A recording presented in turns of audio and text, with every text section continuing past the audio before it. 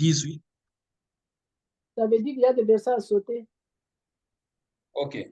Nous allons lire le verset 17. Nous allons sauter. Nous allons lire 20 à 21. Nous allons sauter. Nous allons lire 22 à 23. Nous allons sauter. Nous allons lire 25 à 29. Mais si tu n'as pas tout ça, c'est pas grave. Je vais te le dicter pendant qu'on va lire.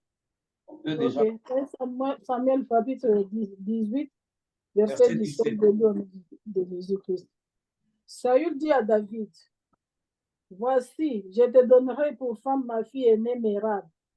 Sers-moi seulement avec vaillance et soutiens les guerres de l'Éternel. Or, Saül se disait, je ne vais pas mettre la main sur lui, mais que la main des Philistins soit sur lui. Je vais à la 20. 20 à 21 directement. Okay. On va s'arrêter d'abord là.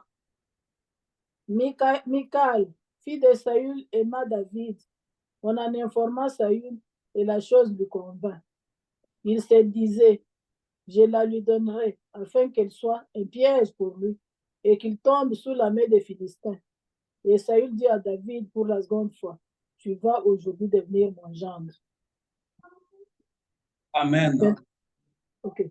Un jour, Saül dit à David, je suis prêt à te donner ma fille aînée, Mérab, en mariage, à condition que tu me serves comme un vaillant guerrier et que tu livres le combat de l'Éternel. Il se disait, il vaut mieux que ce ne soit pas moi-même qui attente à sa vie, mais plutôt les Philistins. Peuple de Dieu, on ne peut pas voir la méchanceté des yeux, mais la méchanceté ou la haine se conçoit dans le cœur. Saül était en train de manigancer la mort de David. Il était en train de manigancer la mort de David. Mais il se disait, si moi je le tue, tout le monde va dire qu'il est tombé entre mes mains. C'est moi qui suis l'auteur de sa mort. Mais je vais m'organiser pour l'envoyer vers la mort. Je vais m'organiser, je vais le piéger afin qu'il aille combattre le Philistin. Comme ça, quand il sera à la ligne à la première ligne, front line, quand il sera à la première ligne de combat, il va certainement tomber. Il y a des gens dans ce monde qui te saluent matin, midi, soir, mais qui dans leur cœur, ils ont déjà un piège contre toi, sans que toi tu ne le saches. Parce qu'ici, quand Saül était en train de méditer le mal, David ne savait pas ce qui était derrière la tête de Saül. Voilà pourquoi la plupart du temps, quand je parle avec mon pasteur, je dis, c'est lui qui est informé. Lorsque le Saint-Esprit te donne l'information, tu es déjà en avance par rapport à ton ennemi. Mais seulement lorsque je lis la Bible, lorsque je lis l'histoire de tous les serviteurs, tous les prophètes, Dieu les a envoyés plusieurs fois, dis ceci à telle personne, dis ceci. Mais les gens ont toujours été distraits. Et dans d'autres passages, la Bible dit, Dieu s'est énervé, il a dit, je vous ai envoyé plusieurs de mes serviteurs, mais vous ne les avez pas écoutés. Pourquoi? Parce que les gens sont dans une distraction. Les messages de Dieu sont tellement simples que les gens n'y mettent pas cas. Ils se disent, non, il faut, pour que Dieu me parle, il faut vraiment qu'il y ait un tremblement de terre. Non, c'est faux. Dieu te donne un message ou son message dans toute la simplicité. Pourquoi? Parce que Dieu qui est le Tout-Puissant, Dieu qui est le Très-Haut, lorsqu'il a voulu que l'homme le comprenne sa divinité, l'Éternel s'est rabaissé au niveau de notre compréhension. Parce que nous, en tant qu'humains, nous ne pouvons pas sonder l'intelligence de Dieu. Alors, pour que Dieu se fasse comprendre par nous, lorsqu'il s'est révélé même à Moïse, même à Abraham, Dieu s'est rabaissé à notre niveau. Parce que si Dieu reste à son niveau à lui, nous ne comprendrons rien du début à la fin, jusqu'à notre mort. Voilà pourquoi lorsqu'il t'envoie le message peut paraître simple comme la prédication d'aujourd'hui. Mais seulement ceux qui ont le Saint-Esprit décodent le message, ils reçoivent quelque chose de la part du Seigneur et ils se mettent en ordre avant que ça ne soit tard. David était innocent, Mais le roi qui était sur le trône avait un cœur de haine. Peuple de Dieu, je voudrais vous dire, nous sommes au milieu d'une génération où les gens sont remplis de haine contre les enfants de Dieu.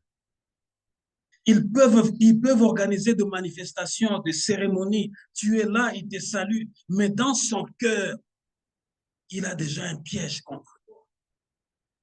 Voilà pourquoi la plupart du temps, lorsque tu pries et que le Saint-Esprit parle à ton esprit, selon que l'apôtre Paul nous dit, lorsque le Saint-Esprit parle à ton esprit et qu'il te convainc de ne pas aller à tel endroit, n'hésite pas, reste chez toi. Parce que ça peut tourner pour toi comme un piège. Il vaut mieux que ce ne soit pas moi-même qui attente à sa vie, mais plutôt des Philistins. Verset 20. Or, Michal, l'autre fille de Saül, aimait David. Quand Saül l'a pris, il en fut ravi, car il s'est dit, je vais la lui donner en mariage. Elle sera un bon piège pour lui. Ainsi, il tombera par la main de Philistin. Vous voyez, une deuxième fois. Lorsque David est allé combattre le combat de l'Éternel, David le faisait avec tout son cœur. Voilà pourquoi je vous prie. La Bible d'ailleurs nous le recommande. La Bible nous dit, tout ce que nous faisons, nous devons le faire avec un bon cœur. Tout ce que nous faisons, même le travail de l'Église. J'ai vu des gens bénis qui nettoyaient peut-être rien que les toilettes de l'Église, qui balayaient, qui étaient dans le protocole, qui collaient des affiches. J'en fais partie. Avant, j'avais honte d'aller coller des affiches. Quand je me suis converti, je me disais, mais en allant coller des affiches de campagne, quelqu'un va me voir, va dire, mais toi aussi tu es dans ces choses ici. Mais après, le Saint-Esprit m'a enlevé cette honte-là. Vous savez, le Saint-Esprit nous a franchi de beaucoup de choses. Si tu n'arrives pas à t'engager sincèrement, sérieusement, c'est parce qu'il y a encore quelque chose. Il y a encore une épine qui reste en toi. Parce que tu n'es pas encore totalement affranchi. Ah, mes amis vont dire ça. Si je m'engage, celui-là va... Tu es en train de vivre ta vie par rapport à X et à Y. C'est ça le malheur que nous avons maintenant. Alors que le jour de ta mort, tu seras seul dans ton cercueil. Même si on appelle les archibishops pour venir prêcher à ton deuil, tu ne seras plus là. Le message qu'ils seront en train de prêcher, ils seront en train de le prêcher à ceux qui sont vivants. C'est ce que Salomon nous dit dans la sagesse. Il vaut mieux aller dans la maison du deuil, parce que là, nous allons pour apprendre. Parce que celui qui est déjà dans son cercueil, lui, le message ne le concerne plus. Le message concerne ceux qui ont encore les oreilles, ceux qui ont encore une âme qui est vivante, afin qu'ils changent pour qu'ils ne perdent pas leur salut. Le deuxième piège, David est allé tout bonnement avec un cœur joyeux faire le travail. Il a remporté plusieurs batailles, plusieurs combats. Mais quand il fallait lui donner la fille, Saül a donné la fille à une autre personne. Tu vois, la haine était derrière. Ce n'était pas sincère. Voilà pourquoi plusieurs embrassades que nous voyons même à l'église, même parmi les frères et sœurs, on appelle ça les embrassades des Russes et des Américains. Et une expression comme ça. Parce que les Américains et les Russes ne s'aimeront pas jusqu'à la fin. Pourquoi? Parce qu'ils ont une rivalité grande. Ils se disent toujours qui va battre l'autre en premier. Ils se suspectent et ils vont se suspecter jusqu'à la fin. Mais tu vas le voir, le président américain va rencontrer le président russe, ils vont se donner les accolades. On appelle ça les accolades des Russes et des Américains. C'est ce que nous vivons aussi. Nous voyons, ah, c'est mon pasteur, accolade, accolade. Mais derrière, dans ta maison, tu l'as déjà tu l'as déjà essoré, tu l'as déjà charcuté. Mais quand vous voyez les accolades des Russes, mais derrière, tu as un piège, tu as déjà médité le mal contre la personne. Heureusement, c'est lui qui a toujours été une personne innocente. Même si tu médites le mal derrière son dos, tu verras que Dieu va toujours le faire prospérer malgré tes dires. Tu vas le voir toujours rayonner parce que la Bible le dit, il est comme une personne qui est plantée au bord de l'eau. Et ses racines sont en train de puiser une bonne eau, la parole de l'Éternel. Voilà pourquoi tu vois les autres, tu demandes son âge, tu regardes son visage, tu regardes son physique et l'âge, ça ne correspond pas. Pourquoi? Rempli de haine. Un cœur qui transparaît, qui a la haine, ça remonte même dans les organes vitaux. Tu vas refléter ta haine. J'aime une fois le pasteur Roland Dallot qui a prêché, il a dit, si quelqu'un ne t'aime pas, si quelqu'un a une haine contre toi, un jour, il finira par le sortir par ses lèvres. Ça peut même prendre 10 ans, mais un jour, ça sortira de sa bouche. Ici, l'homme a donné la fille, ça a eu, David était content, il a accompli son travail, il a fait sa part. Mais quand il fallait lui donner la fille, il l'a donnée à une autre personne. Maintenant, il apprend que l'une de ses filles aime encore David. Il dit, oh, voici encore une autre bonne occasion. Ma fille ici sera encore un bon piège pour que David aille mourir. Lisez-moi le verset 22 et 23. 22 et 23. Toujours le même texte.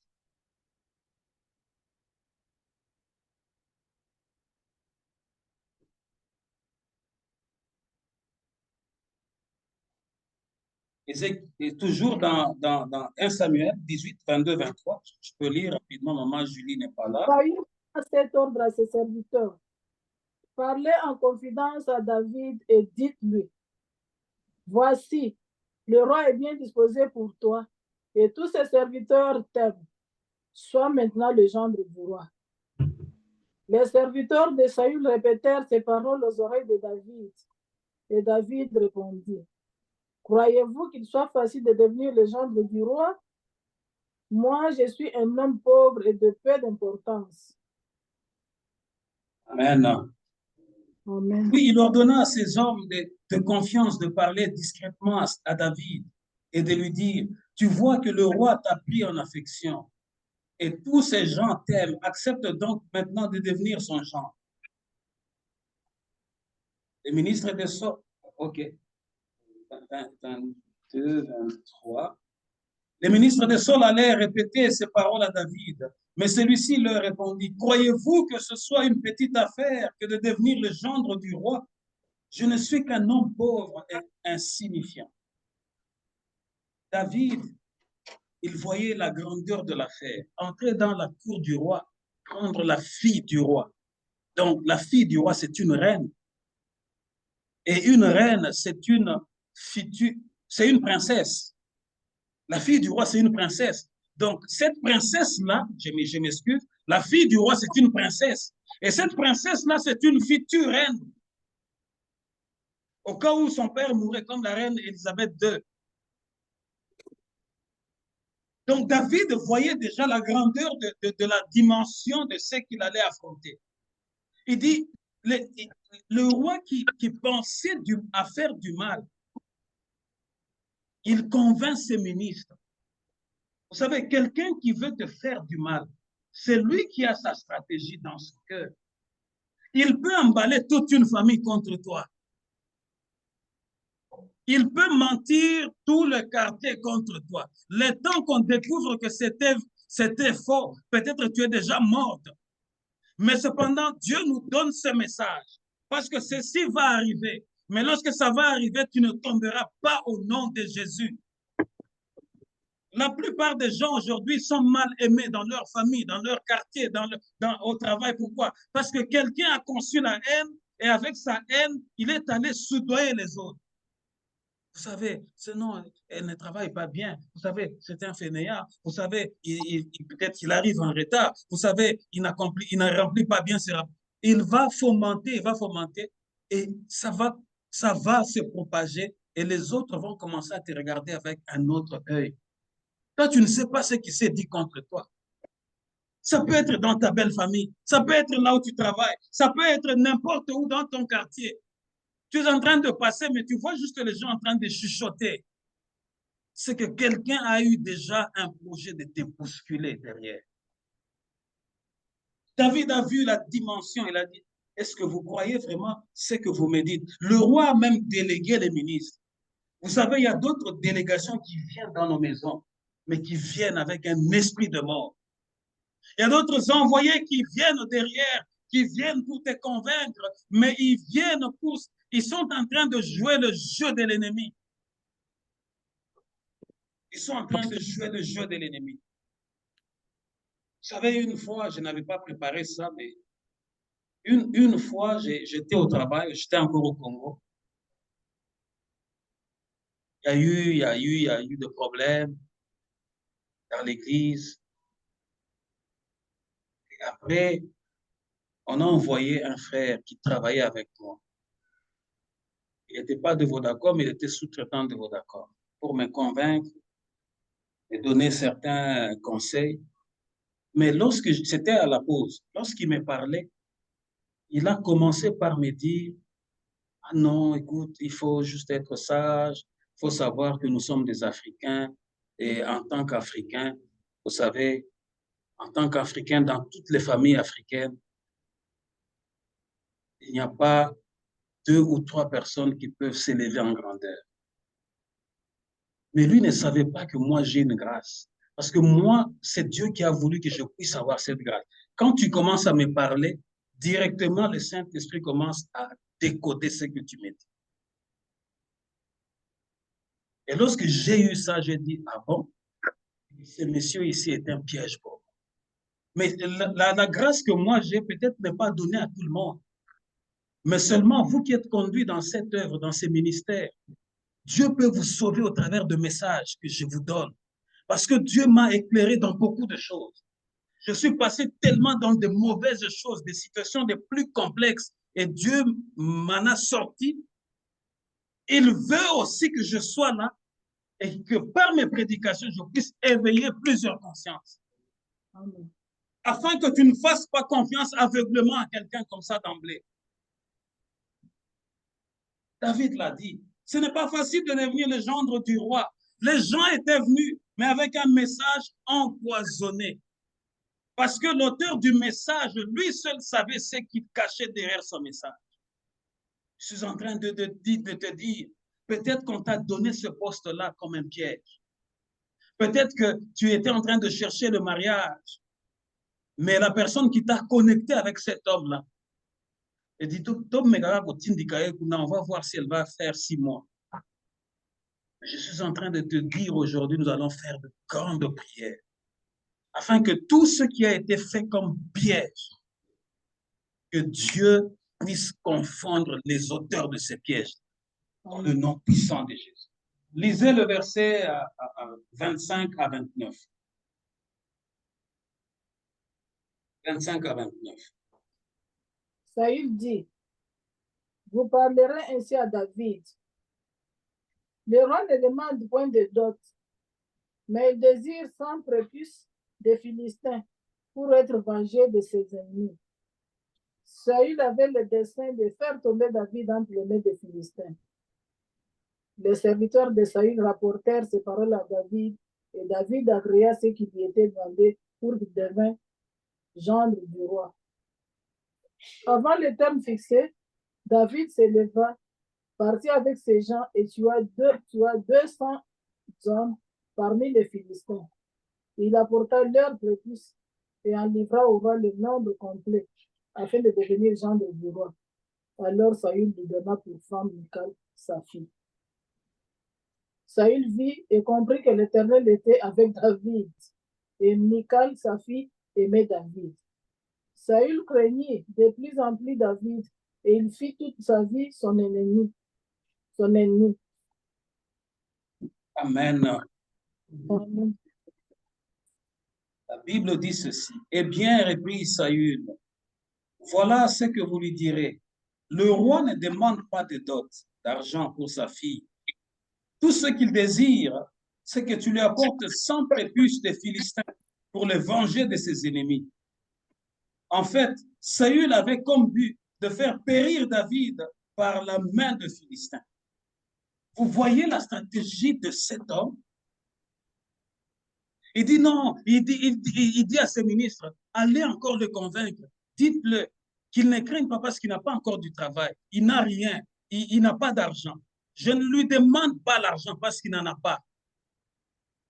Mais allez lui dire une seule chose que je lui demande, qu'il aille me prendre 100 prépuces.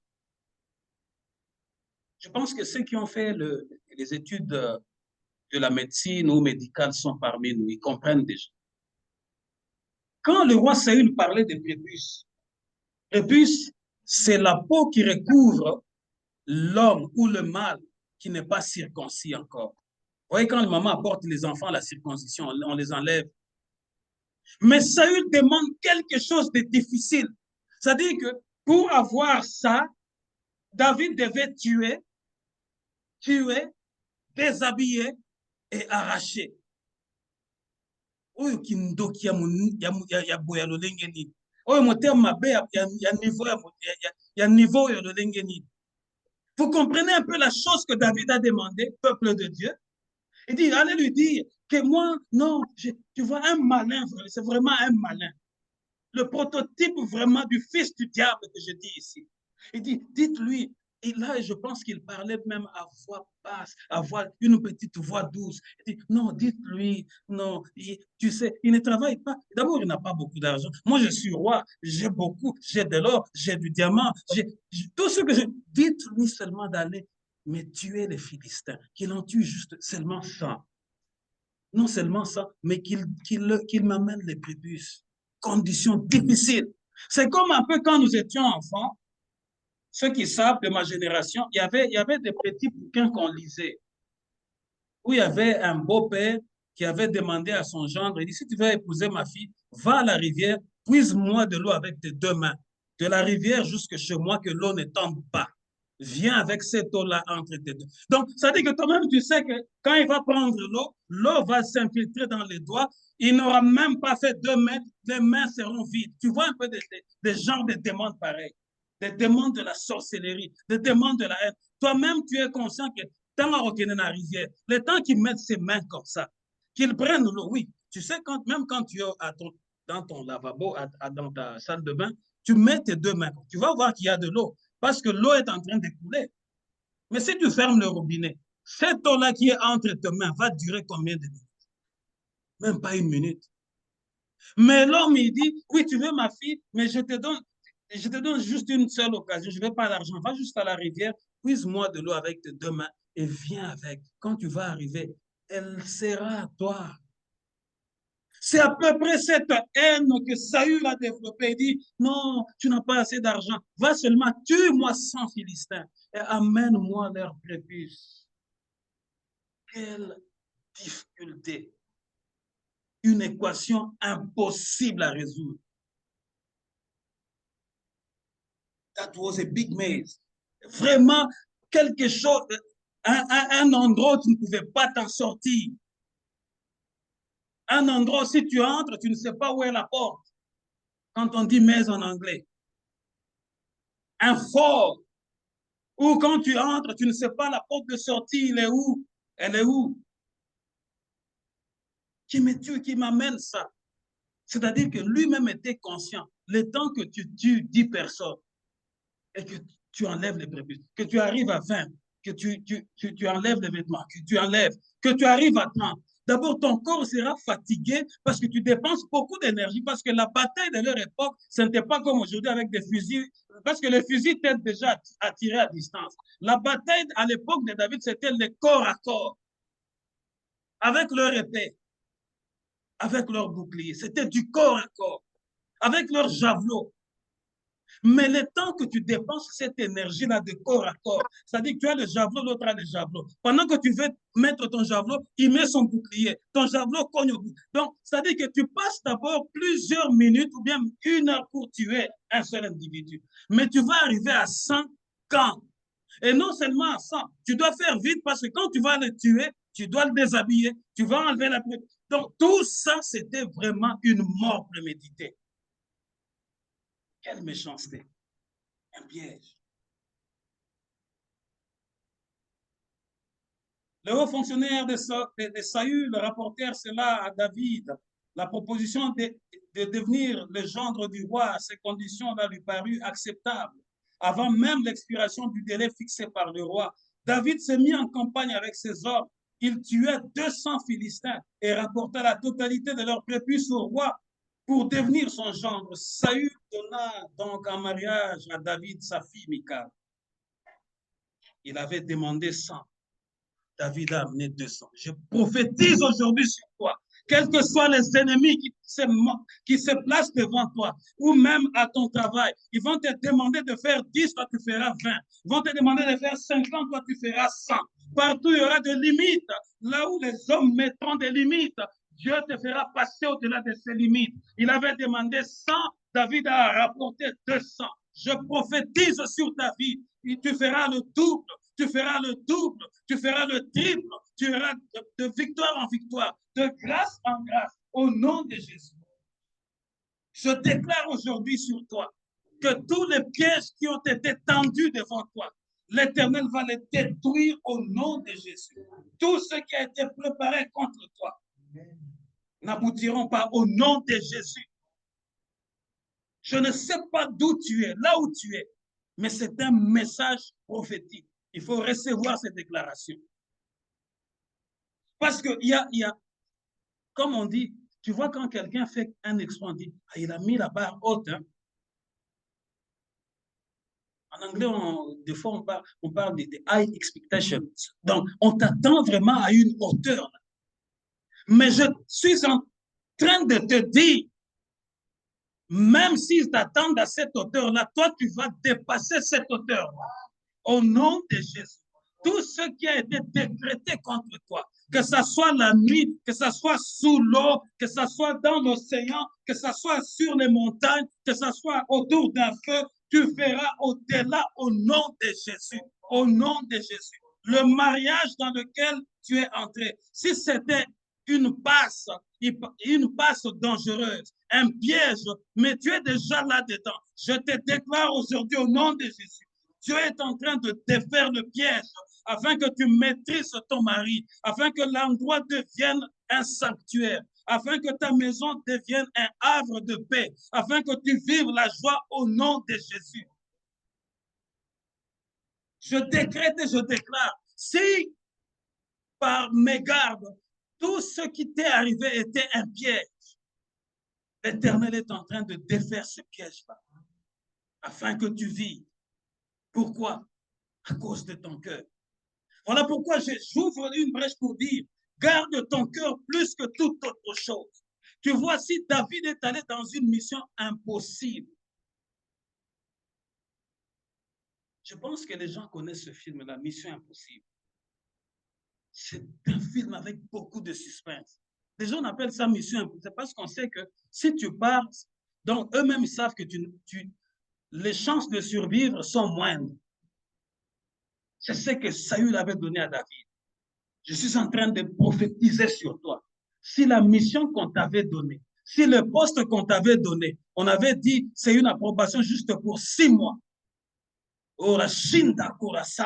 L'Éternel va briser les limites. Toi, tu vas être déclaré permanent à ce poste-là. Tous ceux qu'ils avaient mis pour te piéger, toi, tu feras au-delà afin que l'Éternel glorifie ton nom là où tu es. Mais une seule chose, ton cœur, donne tout ton cœur à l'Éternel, sans partage. Pourquoi? Parce qu'il y a un secret dans le cœur. Lorsque Dieu a envoyé Samuel pour aller oindre les fils chez Jessé, le père de David, il y avait plusieurs frères de David qui ont défilé jusqu'à ce que lui-même, le prophète, était impressionné. Mais Dieu lui a dit une chose. Toi, tu regardes la manière des hommes. Moi, je ne regarde pas les apparences, je regarde le cœur. Lorsque Dieu lui a dit ça, Dieu a décodé quelque chose en Samuel. Et Samuel a posé la question à Isaïe, le père de David.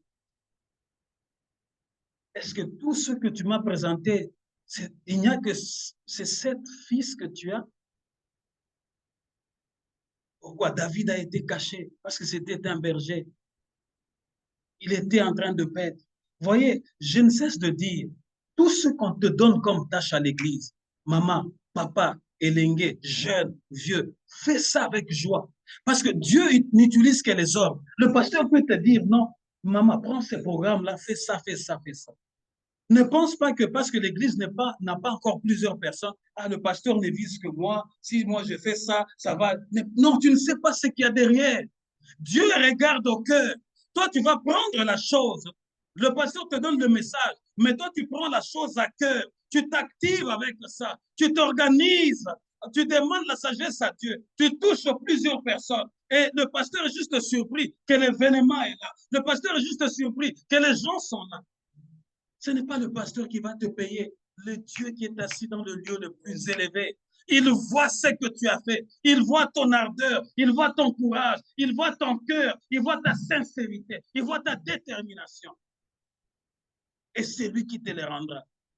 Voyez, lorsque Dieu a décodé, Samuel a ouvert les yeux. N'y a-t-il que ces 7 fils? Non, il y en a un autre, mais qui est en train. Et quand il y a déjà un mais, c'est-à-dire que David était comme une quantité négligeable.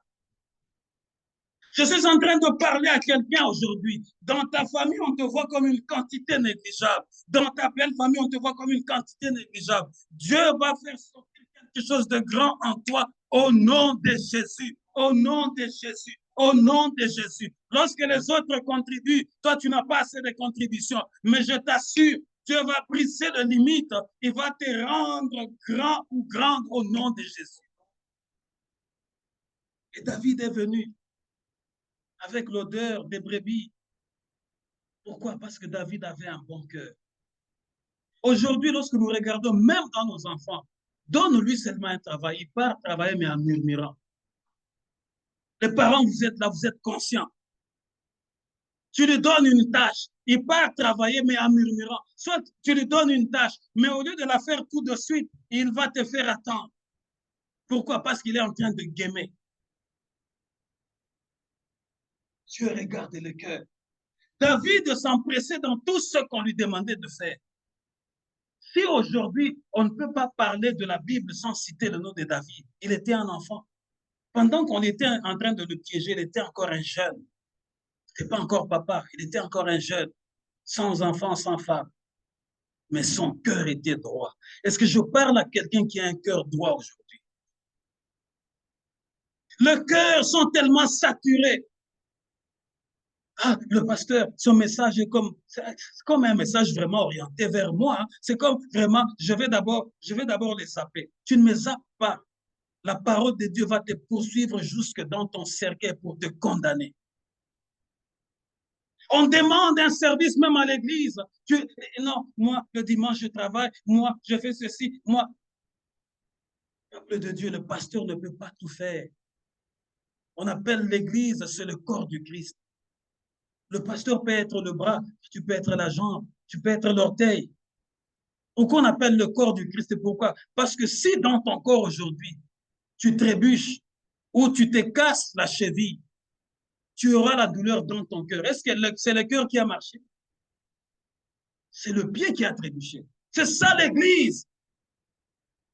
Mais aujourd'hui, les chrétiens du Canada, les chrétiens de l'Amérique du Nord, c'est des chrétiens VIP. Ils sont chez eux. Donne-lui seulement une tâche. Mon frère, fais-moi ne fût-ce que ces prospectus ici. Il va disparaître. Pourquoi? Parce qu'il travaille. Il voit qu'il a aussi une connaissance. Il a aussi un diplôme d'université. Le pasteur ne peut pas me demander ça. Les gens sont imbus d'eux-mêmes. Aucune humilité.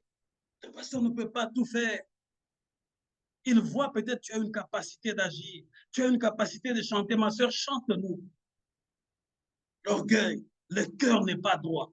Et lorsque le cœur n'est pas droit, lorsque la tempête de l'ennemi souffle, ces gens-là finissent toujours par tomber d'une manière ou d'une autre. Ça peut ne pas être aujourd'hui.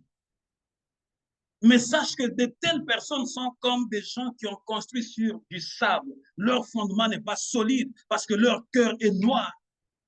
Leur cœur est rempli de haine. Leur cœur est rempli de suspicion et d'orgueil. Il n'y a aucune humilité. Même appelé pour dire, ah, pasteur, tu m'avais demandé ce service-là, mais peut-être je ne comprends pas bien ce que tu as voulu, ou bien rencontrons-nous pour discuter encore. Aucun appel rempli d'orgueil. Lui, il travaille, moi aussi, je travaille. Et il a dit, mais j'ai eu une maison. C'est ça, les gens qui ne sont pas brisés.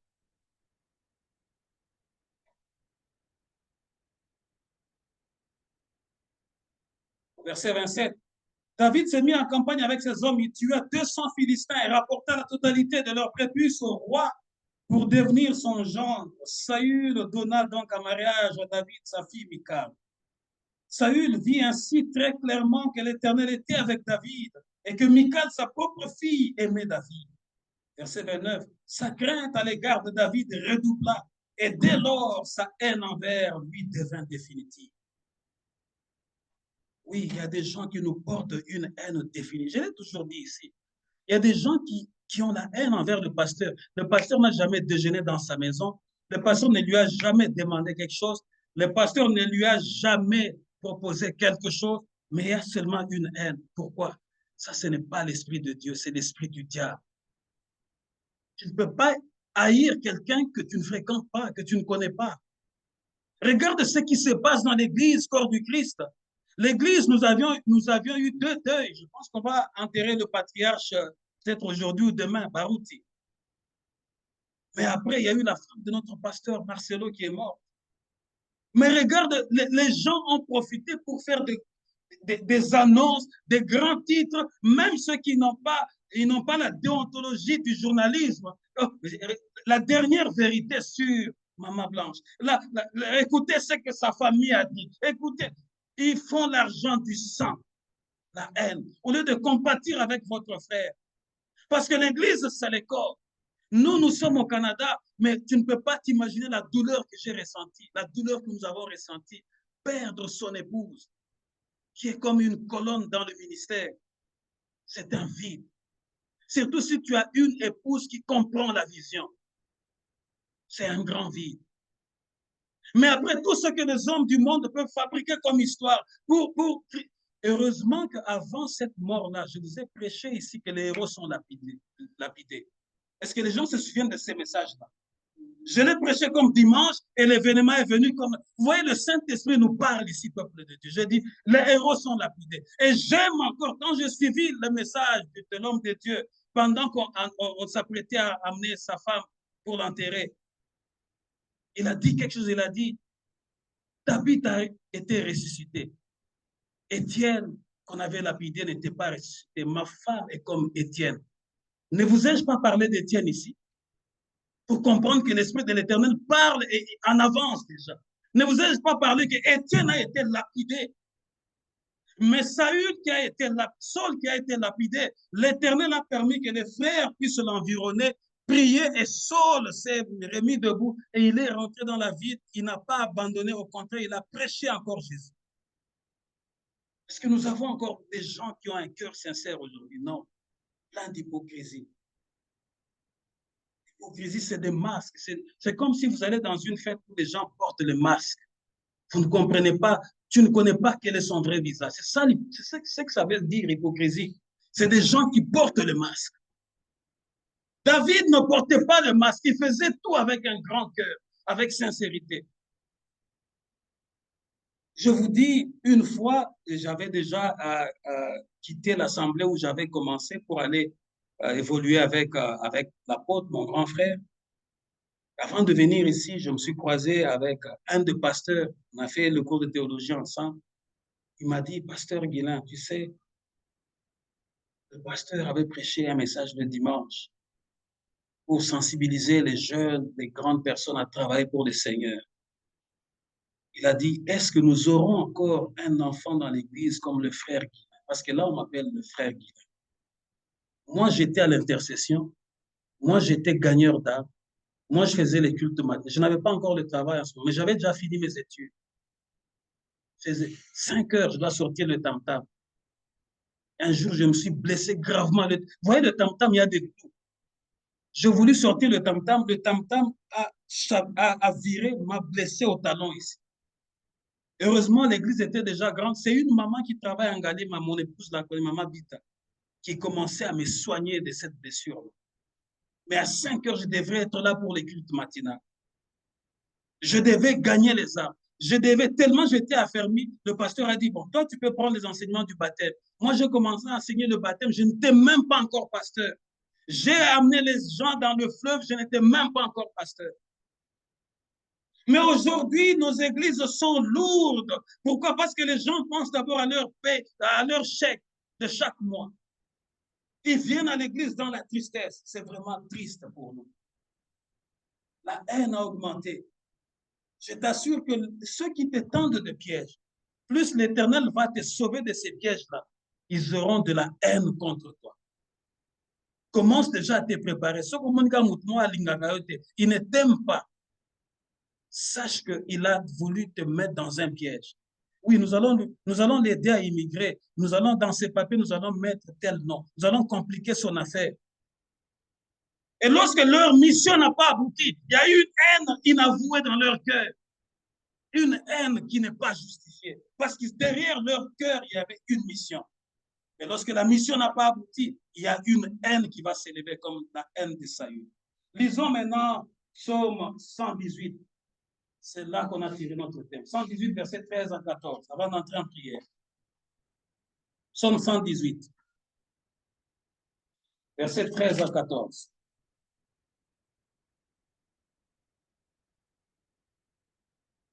Psaume 118, 13 à 14.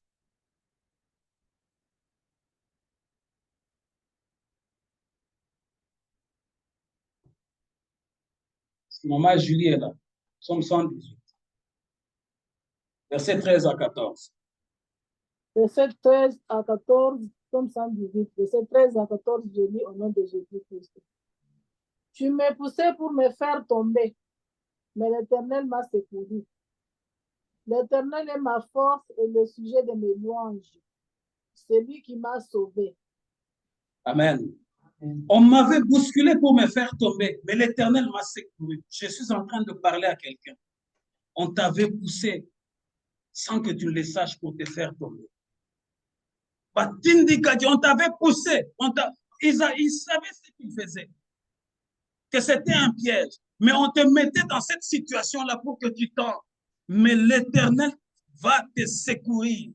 L'Éternel que tu sers va te secourir. Il va te sortir de ce piège-là. Et tes ennemis, leur haine va augmenter. Ils seront dans la confusion. Tout ce qu'ils avaient médité ne va pas aboutir au nom de Jésus. On m'avait poussé on m'avait bousculé pour me faire tomber. Mais l'Éternel m'a secouru. L'Éternel est ma force. Il est le sujet de mes chants. Il m'a sauvé. Disons 15 à 17. Toujours le même chapitre. Verset 15 à 17. Des cris de triomphe et de salut s'élèvent dans les temples des justes. La droite de l'Éternel manifeste sa puissance. La droite de l'Éternel est élevée. La droite de l'Éternel manifeste sa puissance. Je ne mourrai pas, je vivrai et je raconterai les œuvres de l'Éternel.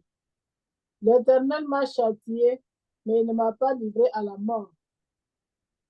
Ok, on s'arrête là. Des cris de joie éclatent, des cris de délivrance dans les tentes des justes, car l'Éternel, par sa puissance, fait des exploits. Car l'Éternel, par sa puissance, remporte la victoire. Car l'Éternel, par sa puissance, fait des exploits. Non, je ne mourrai pas. Je resterai en vie pour publier bien haut ce qu'a fait l'Éternel. Je déclare sur toi que tu ne vas pas mourir. Amen. Quel que soit le piège de ta famille, quel que soit le piège de ta belle famille, quel que soit le piège de tes amis, tu es venu auprès d'eux avec un cœur sincère. Mais eux, ils t'ont piégé. Parce que celui qui piège, c'est celui qui est le maître, le metteur en scène. Celui qui sait tout ce qu'il est en train de faire. Il est en train de t'attirer vers ta mort. Il est en train de t'inviter vers un piège. Mais je suis en train de te dire, des cris de joie, ça ne sera pas de cris de pleurs qui sortiront de ta bouche, mais ça sera de cris de joie. Pas comme on t'avait bousculé pour te faire tomber, mais l'Éternel va te secourir. Je déclare aujourd'hui, tout ce qui était préparé contre toi, tout ce qui était préparé contre tes enfants, tout ce qui était préparé contre ton avenir va échouer au nom de Jésus. Tout ce qui était comme un nuage de ténèbres, l'Éternel est en train de changer ça. Ça devient l'éclat de lumière. Ça devient l'éclat de lumière. Le soleil de justice se lève devant toi. Le soleil de justice se lève devant ta vie. Le soleil de justice se lève devant toi. Tu ne mourras pas. Tu ne mourras pas. Tu ne mourras pas. Tu vivras les années que Dieu t'a données. Tu ne mourras pas. Tu ne vas pas succomber. Est-ce que je parle à quelqu'un aujourd'hui? Je ne sais pas quel est ton problème. Je ne connais pas quelle est ta situation. Mais que ton cœur soit donné à Dieu. Que ton cœur, garde ton cœur plus que toute autre chose. Cours vers la maison de l'Éternel. Viens auprès de Dieu sans arrière-pensée. Ici, Dieu nous a donné un endroit pour la prière. Peuple de Dieu, il y a de l'abondante joie lorsqu'on va dans la maison de l'Éternel. Mais je ne sais pas ce qui te retient. Tu as une voiture, tu peux te déplacer pour venir à la maison de l'Éternel. Parce qu'ici, c'est des cris de joie. Nous sommes devant le Dieu très haut. Celui qui dit un mot et la chose s'accomplit. Il n'avait pas menti à Abraham, il ne te mentira pas. La Bible déclare que là où 2 ou 3 sont réunis en son nom, Jésus est déjà là. Je déclare qu'il va te secourir. Il va te secourir. Je ne sais pas quel est ton dossier. Peut-être qu'on s'était assis sur ton dossier, mais maintenant je déclare que ce dossier est en train de sortir. Il est en train de sortir. Dieu est en train de les arracher ton dossier. Il les arrache ton dossier. Il les arrache ton dossier. Il les arrache ton dossier. Il les arrache ton dossier. Je ne connais pas si c'est un problème de promotion. Ta promotion, tu as attendu longtemps, mais il t'avait bousculé pour que tu tombes. Mais aujourd'hui, Dieu te dit, garde silence. Il est en train de combattre. Il y aura des cris de joie qui vont sortir. Tu étais entré dans le mariage. Tu pensais que c'était la joie, mais c'était un piège. Cet homme-là ne t'avait pas dit la vérité. Mais je te dis aujourd'hui, Dieu a pris le contrôle. Dieu a pris le contrôle. Tu vas être maîtresse de ta maison. Tu vas contrôler toutes choses dans ta maison. Tu vas chanter des cantiques de louanges. Tu vas publier les louanges de l'Éternel au nom de Jésus. Quel que soit le piège, il t'avait amené dans la maison d'un féticheur. Tu ne savais pas. Mais je te dis aujourd'hui, par le meurtrissure de Jésus, le sang de Jésus va briser le lien, va détacher le lien et il va te ramener à ta véritable destinée. Au nom de Jésus. On t'avait bousculé, mais l'Éternel va te secourir. L'Éternel va te secourir. Tu vas rire, tu vas pousser de cris de joie. Ça ne sera pas de cris de lamentation, ça sera de cris de joie. Tu vas publier le nom de l'Éternel. Tu diras que l'Éternel est grand, l'Éternel est grand, l'Éternel est vivant, le Dieu d'Abraham, le Dieu d'Isaac, le Dieu de Jacob, il est vivant, il est ma pierre du secours, Ebenezer, il est Ebenezer, ma pierre du secours. Je parle à quelqu'un aujourd'hui, il est Ebenezer, il va se tenir à tes côtés, afin que tu ne chavires pas, Il s'attendait que tu sois noyé, il s'attendait que tu vives la honte, mais je te dis aujourd'hui, l'Éternel est en train de tourner cette honte. C'est une nouvelle page qui est en train d'être tournée, une nouvelle histoire qui commence au nom de Jésus. Je prophétise et je déclare, il t'avait enfermé dans la sorcellerie à cause de tout ce qu'ils ont prémédité contre toi. Mais Dieu te dit ce matin, à cause de ton cœur, à cause de ta droiture, tu ne seras plus enfermé. Tu vivras ta liberté. Au nom de Jésus. Tu vivras ta liberté. Tu vivras ton élévation. Tu vivras ta distinction. Tu ne mourras pas. Tu verras tes ennemis. Tu verras la fin de tes ennemis. Toi, tu ne mourras pas, mais tu verras la fin de tes ennemis. L'Éternel va s'en charger, les uns après les autres. L'Éternel va s'en charger. Il va balayer la cour. Au nom de Jésus. Il va balayer ta maison. Il va balayer la cour. Au nom de Jésus. L'Éternel est vivant. L'Éternel est le Tout-Puissant. Il va balayer ta maison. Il va balayer ta maison. Il va te purifier. Il va te purifier. Il va te rendre tes années que tu as perdues. Au nom de Jésus. Au nom de Jésus. Au nom de Jésus. Au nom de Jésus.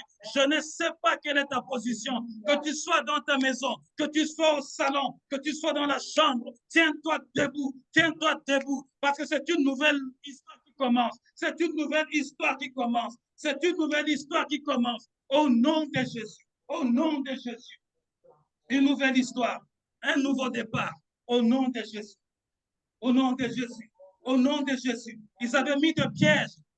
Ils avaient mis des pièges pour que tu tombes. Mais l'Éternel va te soutenir. Il va t'élever. Tu vas voler comme un aigle. Tu vas voler comme un aigle. Tu vas aller plus haut. Tu vas aller plus haut. Et tu vas aller plus loin. Ils avaient mis des pièges. Ils pensaient que tu allais échouer. Ils avaient mis un standard. Mais tu feras le double. Tu feras le double. Tu feras le double. Tu feras le double. Tu feras le triple. Au nom de Jésus. Tout ce qui a été écrit contre toi, tout ce qui a été écrit contre toi, Jésus est en train de déchirer. Il est en train de déchirer l'acte de cette condamnation afin que tu vives et que tu témoignes, que tu vives et que tu témoignes, que ta joie soit une joie complète, que ta joie soit une joie parfaite, que des cris de joie et non des cris de pleurs, que des cris de joie sortent de ta maison, que des cris de joie sortent de ton cœur, que des cris de joie et non des cris d'amertume, et non des cris d'amertume, au nom de Jésus, au nom de Jésus.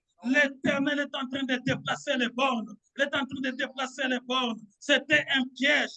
Ils avaient déjà mis les bornes. Ils avaient déjà mis les limites. Mais je t'annonce aujourd'hui, c'est une bonne nouvelle pour toi. L'Éternel a brisé les limites. Il a brisé les limites. Il t'amène plus loin. Il t'amène plus loin. Saisis la parole de l'Éternel. Saisis la parole de l'Éternel. Saisis la parole de l'Éternel. Saisis la parole de l'Éternel. Dieu n'est pas un homme. Il n'est pas un homme pour te mentir. Il n'est pas un fils d'Adam pour se rétracter. Il est Dieu. Il est Dieu. Il est Dieu. Il est Dieu. Il reste Dieu. Il témoigne la compassion. Il témoigne la compassion. Il est plein de grâce. Il est rempli de justice. Il est rempli d'autorité. C'est le même Dieu qui a marché avec Joshua. C'est le même Dieu qui va marcher avec toi à compter d'aujourd'hui. Au nom puissant de Jésus.